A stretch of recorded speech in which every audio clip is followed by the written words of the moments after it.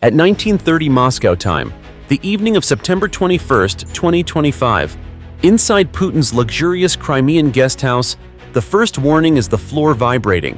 A split second later, the panoramic windows implode, spraying the room with a hurricane of glittering shards. Secret Service agents draw their weapons, screaming into their radios, trying to find an enemy they can't see as a second and third precision blast rips through the adjoining dachas. This wasn't a missile. It wasn't artillery. The attack came from a source they never saw coming miles out on the Black Sea.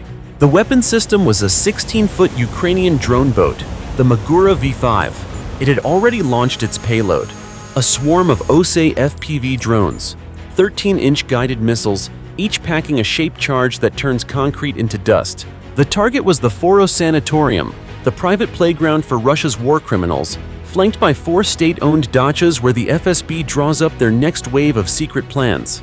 By eliminating a key command post that coordinates attacks on shipping, Ukraine secures its vital grain corridor, ensuring its economy can continue to breathe. But on paper, this was a suicide run. The area is protected by coastal bastion missile systems, Panzer air defense batteries, and a 10-mile electronic warfare net. So how did a small drone boat and its swarm of FPVs get past a multi-billion-dollar defense network? At 1931 local time, 3 miles from the coast, the Magura slows to a crawl. Its bay doors open, and one by one, 6 silent shapes slip into the Black Sea. The mothership provides a final 10-second laser guidance lock, then melts back into the shadows, its mission now in the hands of its children. The 6 OSA drones accelerate instantly, hitting 60 miles per hour as they skim the surface, low enough to taste the salt spray. They are not flying in a straight, stupid line. They are executing a tactic born from desperation and genius, a strategy developed by Ukraine's HUAR intelligence service called the Ghost Chain. The lead drone suddenly spits out a cloud of what looks like metallic dust. It's 500 strips of aluminum chaff. To a Russian radar operator, that cloud is a nightmare, a blizzard of hundreds of false targets, the perfect decoy. The other 5 drones tuck in directly behind this wall of electronic noise. They hug the base of the Foros cliffs, flying in the radar shadow of the rock itself. To clear a Russian patrol boat ahead, they pop up for exactly 2.7 seconds, exposing themselves for just 12 feet before vanishing back into the darkness. At 1932 local time, the physical world fights back. A brutal 20-knot wind gust slams into the swarm, and it hits drone number 3 the hardest, the one drone with the corroded antenna. Suddenly, the 2.3-degree targeting error is no longer a future problem. It's a flight stability nightmare. The drone is bucking like a wild horse, its AI struggling to compensate. Hundreds of miles away, in a concrete bunker deep beneath Odessa, an operator watches his screen flicker. His hands are slick with sweat as he fights the controls, trying to manually tame a 13-inch machine being battered by a storm, all while flying blind behind a wall of chaff. The entire mission now balances on his fingertips. On the shoreline, a Russian Spetsnaz operator is sweeping the cliffs, peering through a $10,000 thermal scope. He's looking for a flicker of heat, a ghost in the dark. It's a boring routine patrol, until it isn't. At 1927 local time, his scope flares up, a hot signature, moving fast, a target.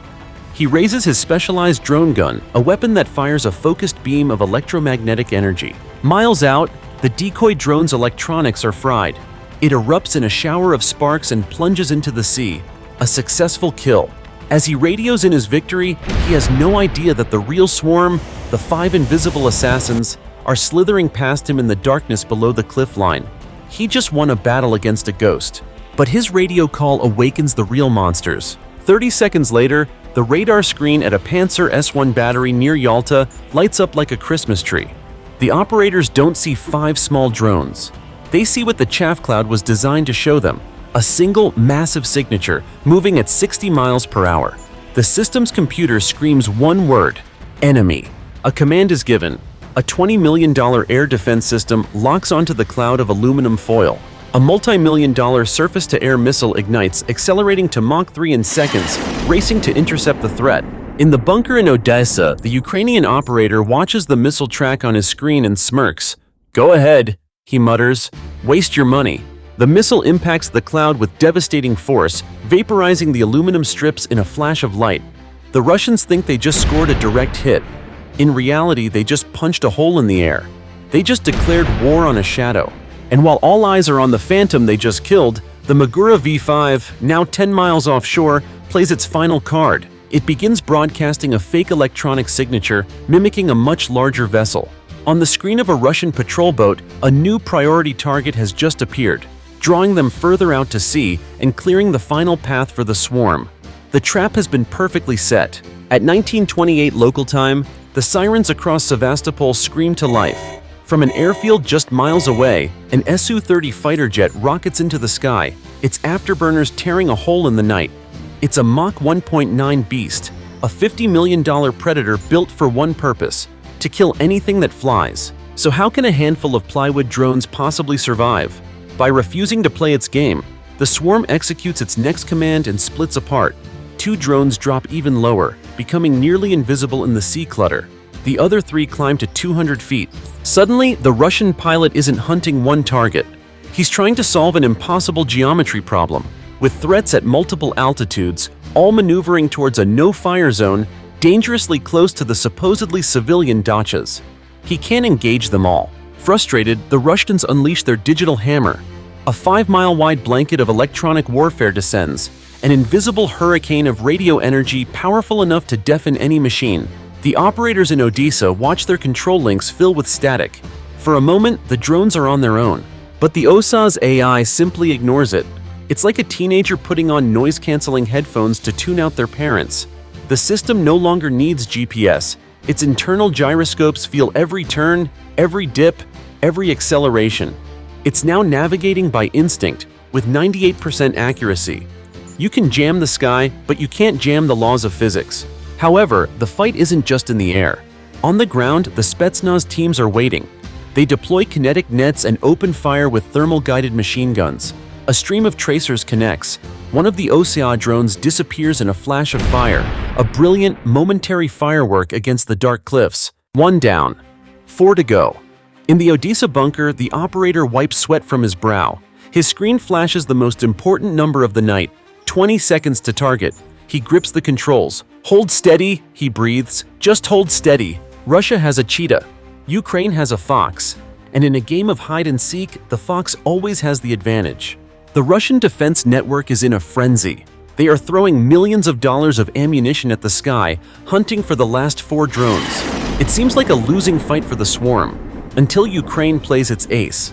At 1929 local time, one of the OSA drones completely changes its electronic signature. It stops looking like a threat. Instead, it starts screaming the IFF identification code of a civilian passenger plane, and its flight path now seems to be taking it on a collision course with a local school. It's a bluff, a work of digital genius, and it puts the Russian commanders in an impossible position. Do they fire and risk an international incident by shooting down a passenger plane over a school, or do they hesitate? That hesitation is all Ukraine needs. On the radar screens in Sevastopol, confusion turns to panic. Conflicting orders are shouted. The entire air defense system, from the billion-dollar S-400 to the Spetsnaz soldier with his rifle, freezes for a few critical seconds. They are so focused on the phantom civilian plane that they've forgotten about the real threat. And while every Russian eye is turned, the 4 real attack drones slip through the chaos, emerging from the radar shadow of the cliffs. They are now completely undetected, with a clear line of sight to the Foros Sanatorium. Far out at sea, now 20 miles from the coast and hiding in the shadow of a grain freighter, the Magura V5 performs its final act. It sends out a single tight-beam laser pulse, a final whisper of data across the water. The pulse hits the damaged drone, number 3, and instantly corrects its 3.6-degree targeting error. The ghost in the machine has reached out with one final ghostly touch. In the Odessa bunker, the operator watches 4 green boxes lock onto the thermal signature of the main hall. He leans into his microphone, his voice calm and cold. "The trap is sprung," he says. "Now it's time to deliver the punch." The clock hits 1930 local time. The bluff has worked perfectly, but it's over.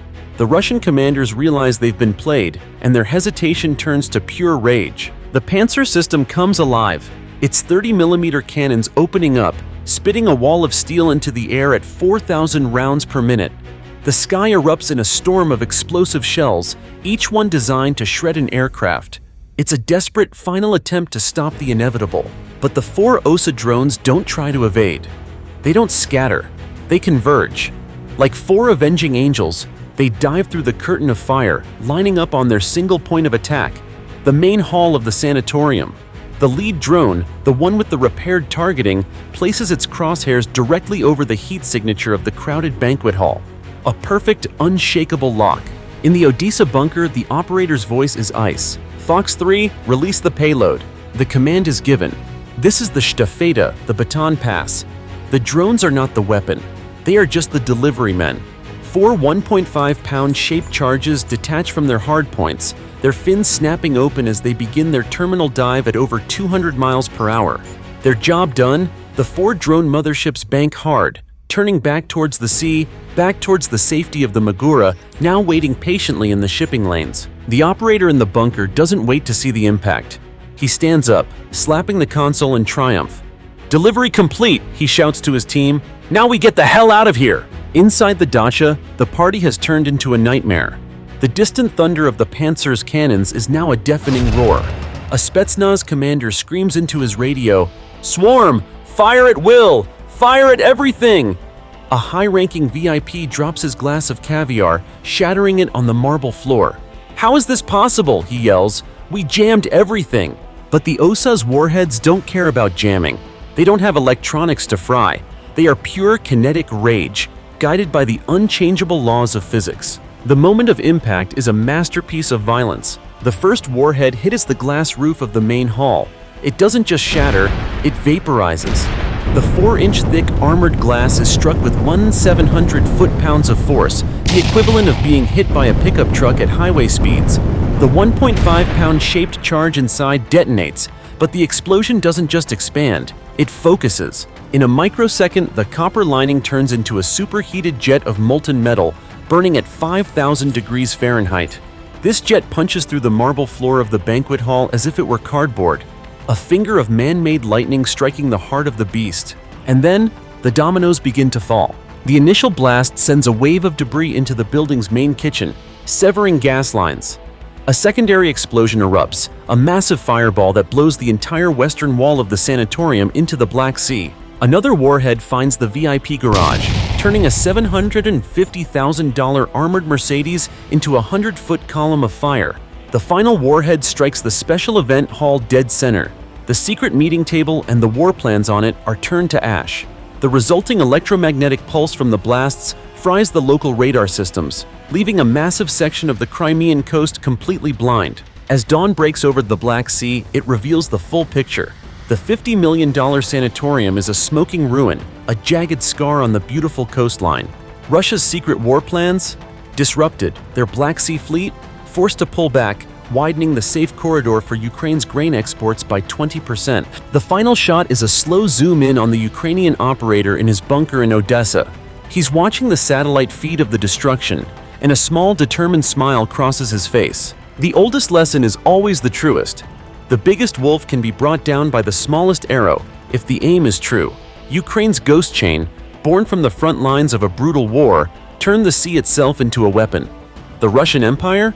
It's just a sandcastle, waiting for the tide. So what do you think? Was this swarm pure genius or something even more? Let me know in the comments.